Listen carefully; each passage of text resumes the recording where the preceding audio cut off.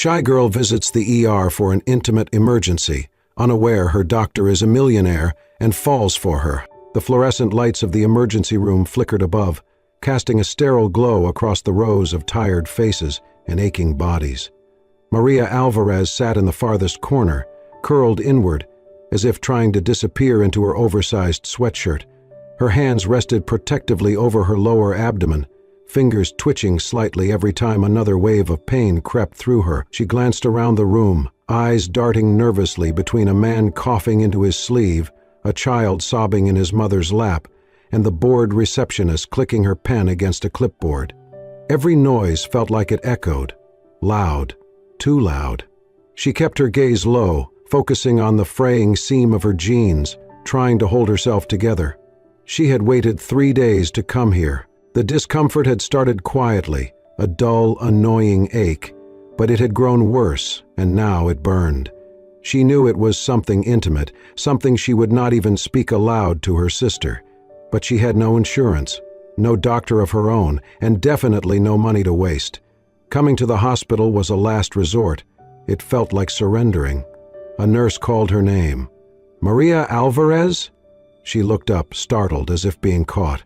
Slowly, she stood, clutching her small purse with both hands, and followed the nurse into a narrow hallway. They passed closed doors and carts of medical supplies before being led into a modest examination room. The nurse's voice was kind, but brisk. "Please change into the gown. The doctor will be with you shortly." Maria nodded, her throat dry. The curtain closed behind the nurse with a whoosh, and she was alone. She looked at the gown. Her fingers struggled with the ties, and she winced when she moved too quickly. The cold of the vinyl bench against her skin made her shiver. She heard footsteps, then a voice, low and gentle. "May I come in?" she whispered. "Yes." The curtain opened, and a man stepped inside. He wore a white coat over navy scrubs and had a calm, collected expression. His dark hair was neatly styled, and his badge read, "Dr. Thea." His smile was subtle, non-invasive. "Good evening, Maria. I'm Dr. Ramirez. I'll be taking care of you tonight. I understand you're in some pain?" She could not meet his eyes. Her cheeks burned as she murmured, "Yes, it hurts, down there." She gestured vaguely toward her abdomen. "It's really bad. I didn't know where else to go." Theo nodded gently and wheeled his stool closer, careful to keep his tone soft. "Thank you for telling me. I know this kind of pain isn't easy to talk about, but you're safe here. You did the right thing by coming in." Maria's eyes watered from a mix of relief and humiliation. No one had spoken to her like that in a long time. He asked a series of questions about the pain, when it started, if she had experienced anything like this before. She answered in fragments. When he asked about her medical insurance, she lowered her head. "I don't have any." Theo didn't pause. "That's okay. Let's focus on getting you better first. Then we'll talk about next steps. We have financial assistance programs here, so don't worry about that right now." He continued the exam, explaining each step clearly, never rushing her, never acting distant. When he was done, he stood, removed his gloves, and washed his hands at the sink. "It looks like a treatable infection," he said. "A round of antibiotics should clear it up. I'll also give you something for the pain. You'll need to drink plenty of water and rest, okay?" Maria nodded, a tear slipping down her cheek. She brushed it away quickly, embarrassed. "I didn't want to come. I thought they'd tell me to leave," she admitted. Theo leaned slightly on the counter, folding his arms. "You're not the first person who's felt that way. But the ER isn't just for emergencies. It's for people who need help and don't know where else to go. I'm glad you came." Maria looked up, finally meeting his eyes. There was something familiar in them, a warmth that unsettled her, but not in a bad way. It reminded her of something, though she couldn't place it. As he turned to leave, he paused and added, "I'll send a nurse with your discharged papers and prescriptions. If you feel worse at any time, come back. You matter, Maria. Don't let anyone make you feel like you don't." And with that, he left her sitting there, stunned, not by the diagnosis, but by the simple kindness of being treated like a person instead of a burden. She looked down at her lap and took a shaky breath. Maybe the worst of the pain was over. Maybe something else had just begun. The lab technician had just wheeled Maria away for a few standard tests when Theo returned to his workstation, rubbing the back of his neck. The ER was busier than usual tonight, but something about Maria lingered in his mind. Her voice, the way she had clutched her purse, her shy but quietly resilient gaze. He opened her file to update his notes, and his eyes landed on her full name, Maria Alvarez, 24, Hispanic, no insurance, lives in a low-income apartment complex near 8th Street. 8th Street. His fingers froze on the keyboard. A flicker of memory, uninvited but sharp, passed through his mind. 2 years ago, rain coming down in sheets, his white coat soaked, his backpack hanging off one shoulder, half broken. He had been standing at the checkout line of a corner grocery store, cold, tired, and utterly defeated. He had just finished a night shift as a fourth-year medical student. His feet ached, his brain was mush. He had picked up a pack of ramen noodles and a cheap granola bar, hoping to stretch his last $7 through the weekend. When the cashier rang it up, his card got declined. Twice. He remembered the heat rising to his ears. He had told the cashier to cancel it, that he would just leave it, that he was fine. He wasn't. But then a soft voice behind him had spoken. "I've got it." He turned to see a girl in a supermarket uniform, tiny name tag reading Maria. She looked young, maybe 22, her dark hair pulled into a braid. Her eyes met his, not with pity, but with calmness. "It's just a couple bucks," she said with a shrug. He had tried to refuse. She had insisted. He had mumbled a thank you and walked out into the rain, ramen and granola bar in hand, not sure what had stung more, his pride or the fact that someone had seen his struggle. That receipt had ended up in his coat pocket. Somehow, it never left. When he graduated, he tucked it into his wallet, behind his license, as a quiet reminder. People are kind, even when the world feels unkind. Now, staring at the patient chart, he realized it was her, Maria, the same name, the same shy strength. His chest tightened, and he pushed away from the desk, pacing for a second before returning to her room, just as the nurse helped her back into bed. Maria was still pale, her fingers fidgeting with the hem of the blanket. "How are you feeling?" Theo asked as he entered. "A little better," she replied softly.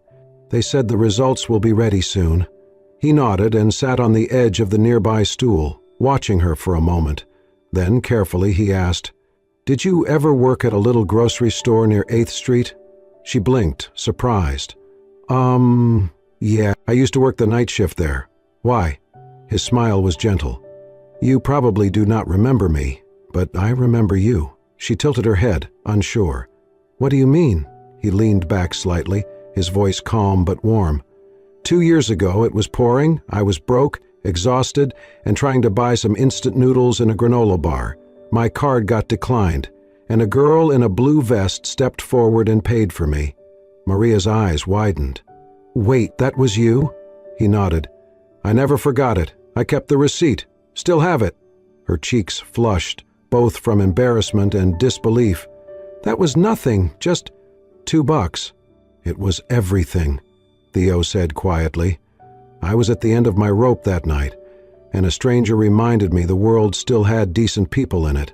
Maria looked down at her hands, unsure of what to say. "I always wanted to say thank you properly," Theo continued. "I never expected it to be like this." She gave a shaky laugh. "Well, now we're even. I buy you noodles and you help save my ovaries." Theo chuckled, the tension between them softening. "I'd say you came out ahead."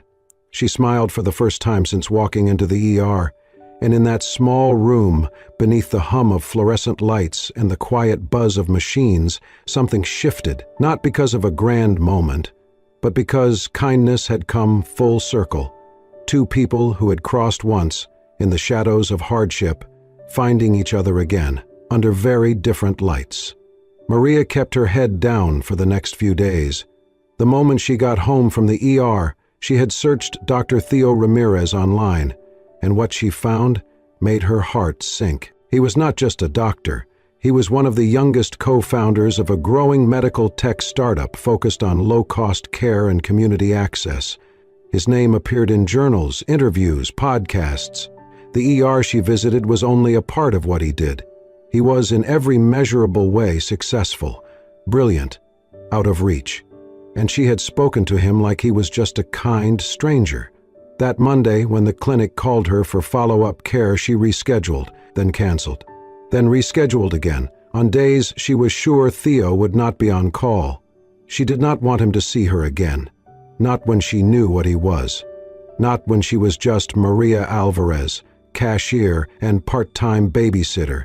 With rent overdue and a borrowed car with a sticky ignition, she began taking longer shifts at the grocery store and avoided the neighborhood clinic, even though she still had occasional pain. She told herself it would go away. She could not afford to be the girl who got attached to a kind face, especially not one attached to a millionaire in a white coat. But the world is smaller than people think. One rainy evening, she was leaving the pharmacy after picking up a prescription for her elderly neighbor, Mrs. Calderon.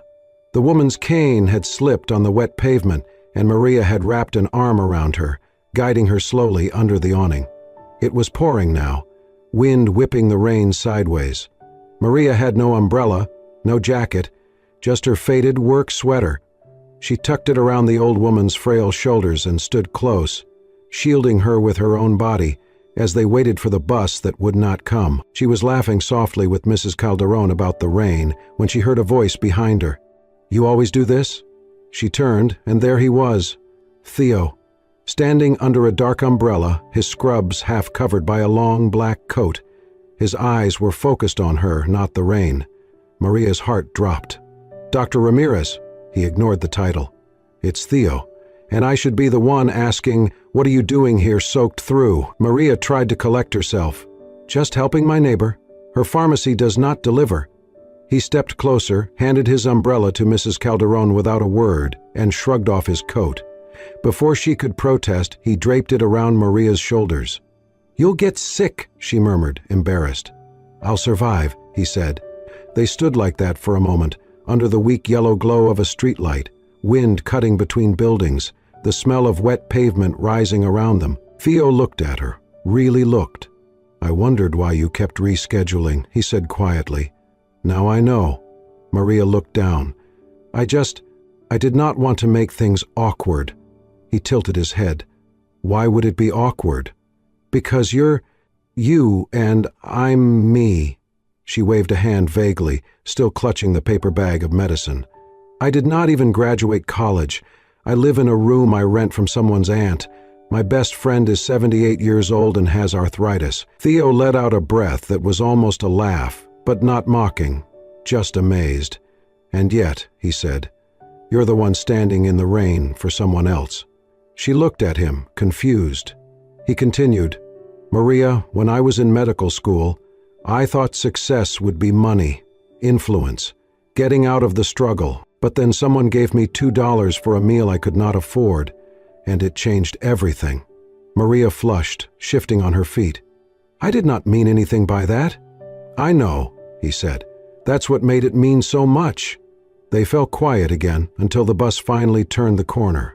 As it arrived, Theo helped Mrs. Calderon up the steps and waved at the driver to wait while she settled in. When he turned back, Maria was still holding his coat tight around her. "You do not have to avoid me," he said gently. "You're not less because of your job or your past." Maria bit her lip. "But people like you do not end up with people like me.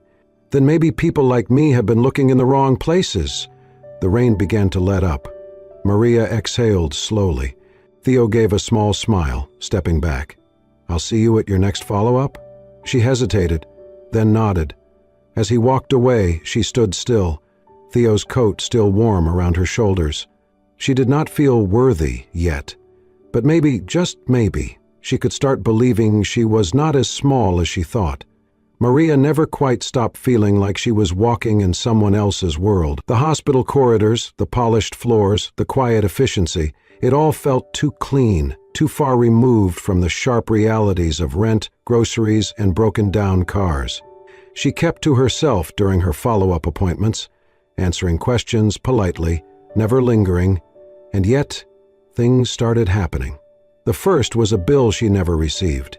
She had been dreading it, knowing full well she had not met her deductible, that her ER visit would come with costs she could not cover, but no bill came. A month passed, then another. Finally, she went to the billing desk and asked. The clerk looked confused, tapping at a keyboard. "There's no outstanding balance under your name." Maria frowned.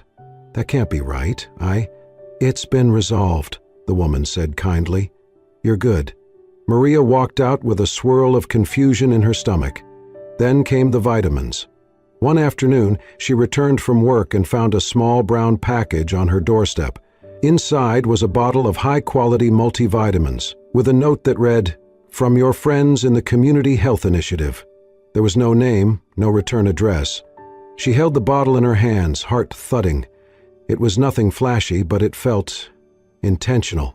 The final breadcrumb came via email. She had checked her inbox late one night after a long shift at the grocery store. Nestled between spam and ads was a short message from an anonymous sender. No greeting, no signature, just a sentence and a link. "You once said you liked numbers. This might help." She clicked on the link. Cautiously. It led to a small non-profit organization offering night classes in bookkeeping and accounting, with a scholarship program for low-income applicants. The deadline was in 2 days. Maria stared at the screen, then at the sender's address again. It was untraceable, but something about the phrasing, it was gentle, familiar. She almost applied, almost. But old voices in her head, those that whispered she was not enough, not smart enough, not destined for more, stopped her. What if she failed? What if they laughed? She had barely made it through community college before dropping out to care for her sick mother. Her dreams had rusted in the corners of her life. Still, she could not ignore the small warmth blooming in her chest. Someone saw her. Someone thought she was worth investing in, and yet that same realization made her panic. She was not ready for hope. She was not ready for kindness that might turn into heartbreak. The next day, she opened her email and composed a message to the clinic. Subject: follow-up cancellation, body. Thank you for everything, but I've decided not to continue with the program. Please cancel my future appointments. I'm doing better now. She hovered over the send button for a full minute before clicking it. 2 hours later, she received a reply. Not from the clinic receptionist. From Theo.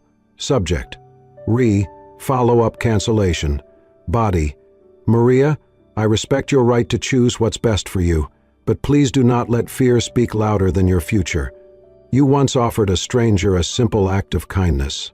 You believed he was worth helping, even when he had nothing. I am just returning the favor. Do not step away from opportunity because you think you're undeserving. You're not a charity case. You're someone who once lit a small light in a very dark moment. Let me do the same for you. Theo Maria read the email 3 times. She sat back in her chair, hands trembling slightly. He remembered, not just the Goimi story, not just the night in the rain. He remembered her, the girl behind the register, the girl who smiled without expecting anything back. She was not a case, not a project. She was a person. She closed her eyes and let out a slow breath. Then, for the first time in weeks, she opened the scholarship application page again. She started filling it out. Name, address, story. When it asked for her motivation, she wrote, "Because someone believes I can." And this time she hit submit. It was supposed to be just a walk. Maria had the day off for the first time in weeks. She wandered the city aimlessly, sipping on a cheap iced coffee, letting the rare Southern California breeze brush against her face. She had not planned on stopping by the community center near Boyle Heights, but something about the crowd gathering there caught her attention. Bright banners fluttered above a makeshift outdoor exhibit, Health Beyond Medicine, Stories That Heal. Curious, she walked closer. The place was bustling, kids painting in one corner, a mobile clinic parked at the edge, volunteers handing out wellness kits. Along the main pathway stood a row of framed photographs mounted on easels, each one captioned in neat, handwritten lettering. One photo showed a teenage boy helping an elderly woman cross the street. Another captured a young nurse in scrubs braiding a patient's hair. Each image was a moment, simple, ordinary, yet brimming with something quiet and powerful. Maria wandered past them slowly, feeling oddly emotional. She had always believed healing was sterile, something that happened with medicine and machines. But these photos told another story, and then she saw it. The photo was grainy, clearly taken on a store's security camera. She recognized the scene instantly, even though it had been 2 years. It was her back turned slightly, one arm stretched out to tap her debit card. In front of her stood a young man in faded jeans and a hoodie, clutching a packet of instant noodles. She stared at the caption. Sometimes healing starts with a stranger who sees your hunger and doesn't look away. Her breath caught in her throat. The world blurred. It was not the $2. It was the fact that someone remembered. That someone thought this mattered. Tears welled up, hot and sudden. She stepped back, overwhelmed, and turned, only to find Theo standing a few feet away, quietly watching her. He did not look smug or proud, just present. Maria wiped at her eyes quickly. "You put that up?" He nodded. "You had no right to photograph me," she said, though her voice trembled more with feeling than accusation. "It was from a public camera," Theo said gently. "I requested it years ago. I never expected to use it, but when we were planning this exhibit I knew, that moment, it changed me." Maria's fists clenched. "You're acting like I saved your life. It was $2. It wasn't even good noodles." Theo smiled softly. "I was a broke intern who hadn't eaten a real meal in a day. But it wasn't about the noodles. It was the fact that someone saw me and didn't treat me like a burden." Maria looked away, blinking fast. "I didn't mean to be a hero." "You weren't," he said. "You were just kind. And that, Maria, means more than you think." There was a long silence between them. Maria finally asked, "Why keep that receipt all these years?" Theo pulled out his wallet and unfolded a carefully laminated strip of faded thermal paper. He handed it to her. "I kept it," he said, "to remind myself why I do this, why I became a doctor, why I started that healthcare startup. I needed something to hold on to, something that wasn't about profit or prestige. That receipt, it's my compass." Maria stared at the thin paper, her name on the cashier line, printed in smudged ink. "You built an empire," she whispered, "on a grocery receipt." "I built it," he said, "because of what it stood for." Maria looked up at him then, and for the first time she allowed herself to really see him, not just the doctor or the CEO or the stranger in the rain, but the man who had been a boy once, hungry and invisible, until someone gave him a moment of dignity. "I thought," she said softly, "that you were just being nice because you felt sorry for me." "I am being kind," he replied, "but never out of pity." "Then why?" "Because I recognize your strength," Theo said, "and because I still believe in the kind of world where $2 and a little courage can ripple into something extraordinary." Maria held the receipt close to her chest, and for the first time since she walked into that ER, she smiled, not shyly, not doubtfully, but like someone who had finally stepped into her own story. It started with a whisper, a post on a gossip blog, tucked between celebrity rumors and product placements. The headline was cheap and baiting. "From cash register to riches, supermarket girl catches millionaire's eye." Maria would have missed it entirely if not for a co-worker's text. She clicked the link out of curiosity. Then regret punched her in the gut. The post featured a blurry photo of her outside the health exhibition, standing near Theo, face partially turned away. Someone had clearly followed them. The article mocked her background, her modest looks, her job at the grocery store. Worse were the comments. "She must be good at more than bagging groceries. Typical, guys fall for the poor girl sob story. Let's see how long she lasts once the thrill wears off." Maria felt her hands go cold. She barely remembered setting her phone down. The words burned, not because they were true, but because they echoed every doubt she had buried deep, every whisper she had told herself in the mirror. "You don't belong in his world. You're nothing more than a fluke." By the next day, she had called in sick, then again, then asked to take unpaid leave. She deactivated her social media accounts. She stopped answering texts from coworkers and, ignored the call from Theo's assistant when it came. She spent the next 3 days curled on her couch, phone silenced, lights dimmed, a hollow ache in her chest. The warmth she had begun to feel, the fragile sense of belonging, seemed to crack under the weight of those cruel assumptions. She had not even realized she had started to believe in herself again, until it was shattered. Then, on the 4th morning, her landlord buzzed her apartment. "A delivery for you," he said, holding a plain brown package. There was no sender label, just her name written in a firm, neat hand. She carried it to the kitchen table and opened it slowly. Inside was a small, white jewelry box. Her breath caught, not because it was jewelry, but because of what was folded inside. The receipt. Faded now, still creased. The same grocery receipt from 2 years ago, laminated neatly, placed on a bed of soft felt. Beneath it, a handwritten note on thick ivory paper. She read it aloud, voice trembling. "That night, you gave me $2. I've kept that receipt ever since, to remind me of the kind of world I believe in.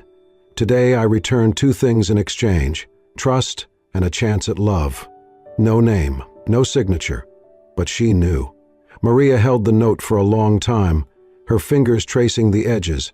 She felt something stir in her chest, not defiance, not even courage, just clarity. People would talk, they always had, about the way she looked, about what she did or didn't deserve. But in this small, silent moment, with the past folded gently in a box on her table, she understood what mattered. She had not asked for a spotlight. She had offered a hand to someone once, and that small gesture had come back not as glory but as grace. She pressed the receipt to her heart, eyes closing. No more hiding. No more apologies for being kind. For the first time in days, Maria stood up, walked to the window, and let the light pour in. Maria stood outside the hospital for a full 10 minutes before she could move. The automatic doors loomed like gates to a past she was unsure she was ready to face again, but the memory of the little receipt box, still tucked safely in her bag, gave her strength. She stepped inside. The corridors buzzed with activity. Nurses rushing, phones ringing, monitors beeping in rhythmic patterns. Familiar, and yet, this time, it felt different. She was not here to disappear into the crowd. She was here to say something that mattered. A staff member recognized her from previous visits and pointed her to the break room. Theo was there, leaning over a folder, scribbling notes.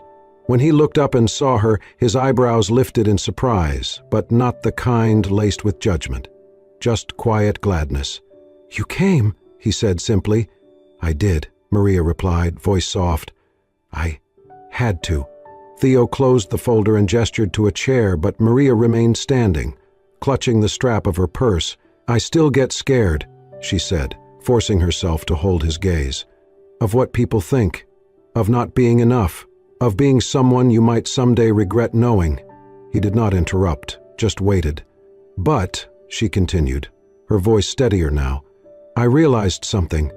I am scared of a lot of things, but I am not scared of you, and I don't want to hide from someone who saw something in me when I couldn't see it myself." For a moment, silence hung between them, full but gentle. Then Theo stood up and stepped closer, not reaching for her, just there, present. "I do not need you to be fearless," he said. "Fear is human, but I would be honored to walk beside you while you learn to trust again." He reached into his pocket and unfolded a small pamphlet, the header printed in Spanish and English. "Community Wellness, Education, Support, Dignity. We are expanding the program," he explained. "Free clinics, community education, mentorship. We need someone who understands both sides of the story, who can reach people not through credentials but with kindness. Would you consider helping me build it?" Maria blinked. "You mean work with you?" He nodded. "Not because I owe you, not because you owe me, but because the world needs more people like you at the table." He extended his hand. Not as a doctor, not as a millionaire, but simply as a man offering a beginning. Maria stared at his hand, then slowly lifted hers. She hesitated just a second, then placed her palm in his. Warm, steady. "I want to try," she whispered. He smiled, not triumphantly, but like someone who had just watched a door open and sunlight flood in. Together, they stood in that quiet corner of the hospital, two people who had once collided over a forgotten receipt, now holding something far more valuable. A chance, not for rescue, but for rising. A soft breeze swept through the courtyard of the new community health clinic, rustling the ribbon draped across its double doors. The sign above read, Centro de Bienestar Maria Esperanza, not officially named after her, but everyone knew who had inspired the heart of the place. Maria stood near the entrance, adjusting her blouse and smoothing her skirt with trembling fingers. Not from fear this time, but from awe. A year ago, she could barely afford a doctor visit. Now she was standing as the newest member of the center's outreach team, welcoming families who reminded her of herself, nervous, unsure, but quietly hopeful. Children ran between the folding chairs. Community leaders, doctors, and volunteers gathered around the stage, and at the center of it all stood Theo, in a crisp button-down, sleeves rolled up, smile both proud and humble. When he stepped up to the microphone, the crowd hushed. "Good evening," he began, his voice steady, his gaze sweeping across the faces. "A year ago, we dreamed of a clinic that would not just treat illness, but restore dignity. Today, that dream stands before us, not just in walls or medical charts, but in people." He paused, eyes resting on Maria. In particular, in one woman. A woman who once hesitated to ask for help, but now holds the hands of others who need it. She did not walk into my office as a patient. She walked in as a mirror, reminding me of why I started all of this. He stepped down from the podium, and with no grandeur, took her hand gently in his. "I want to say this, not as a doctor or a founder, but as someone who has had the privilege of watching you become exactly who you were always meant to be," he said, looking into her eyes. "We met because you believed someone else was worth helping. Tonight I am only asking you to believe the same about yourself." Maria blinked rapidly, fighting tears, not from pain or shame, but something far deeper. She squeezed his hand, nodding without words, because some truths do not need to be spoken to be real. After the ceremony, as the sun dipped low, casting golden light across the sidewalk, Maria and Theo slipped away from the crowd. They walked down a familiar street, lined with small shops and faded murals, until they reached a humble grocery store near the corner. The same store. Maria stood in front of it, quiet for a long moment. "Funny," she said, reaching into her purse. "I never meant to keep this." She unfolded the small yellowing receipt, the one for $2.17, dated from 2 years ago. The ink had faded, but the memory hadn't. "I almost threw it away so many times," she continued. "It was just instant noodles, just $2, but I kept it. Maybe because I needed to believe I did one thing right in the middle of a mess." Theo took the paper gently, holding it like something sacred. "You did," he said. "And that day you changed the trajectory of my life, not with the money, but with the look in your eyes when you handed it to me, like you saw me, like I mattered." Maria smiled, the kind of smile that grows from the inside out. "It's strange," she said. "I thought I would always be the background in other people's stories, but you made me feel like I could be more than that." "You already were," Theo replied. "I just got lucky enough to notice." They stood there, surrounded by the sounds of grocery carts and passing cars. Not glamorous, not perfect, but honest. Then, without fanfare, Theo reached for her hand again. "So," he said with a soft grin, "should we buy something? I feel like I owe you a real dinner." Maria laughed, light and unguarded. "Only if I get to keep the receipt." They walked inside together, past the checkout counter where it had all started, past rows of simple things made beautiful by memory, and into a future neither of them had planned, but both had quietly hoped for. Sometimes, healing does not come from medicine. Sometimes it starts with a small kindness, a shared silence, and two people who remember what it feels like to be seen, and choose, against all odds, to walk forward together. If this story moved your heart, reminded you of the power of small kindnesses, or made you believe in love that grows from the quietest places, then you're exactly the kind of soul we write for. At Soul Stirring Stories, we bring you real, raw, and heartfelt tales that shine light on the beauty hidden in everyday life. Stories of resilience, unexpected connections, and the quiet bravery of choosing hope. Subscribe to our channel now and join a community that believes in second chances, healing hearts, and the kind of love that doesn't need to be loud to be true. Turn on the notification bell so you never miss a story that might just stay with you long after the screen fades to black. Because here, every story touches a soul. Maybe the next one will touch yours.